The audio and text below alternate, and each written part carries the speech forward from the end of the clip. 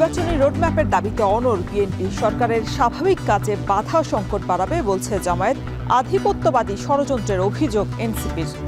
Doctor Mohammad ইউনূসকে এখানে disturb করতে যাচ্ছে, তারা বাংলাদেশে একটি বিশৃঙ্খলা সৃষ্টি করতে চাচ্ছে। ডক্টর ইউনূস যদি রিজাইন করেন তাহলে দেশে এক বিরাট শূন্যতা তৈরি হবে। অতি দ্রুত জাতীয় সংসদ নির্বাচনের ডেট তারিখ ঘোষণা করবে।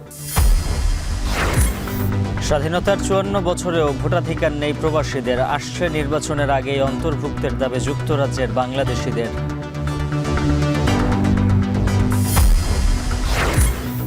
ঈদ ঘিরে রাজধানীতে ২ সিটি কর্পোরেশনের ১৮টি পশুর হাট, আবাসিক এলাকায় হাট বসানোর উদ্যোগে ক্ষুব্ধ এলাকাবাসী।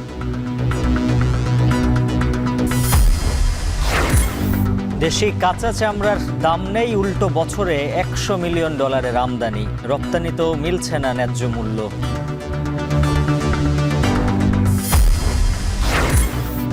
এবং ডিজিটাল প্ল্যাটফর্ম পরিচালনায় টেন্ডারের মাধ্যমে এজেন্সি নিয়োগের সিদ্ধান্ত বাফুফের। আন্তর্জাতিক মানের মাঠ তৈরির পরিকল্পনা।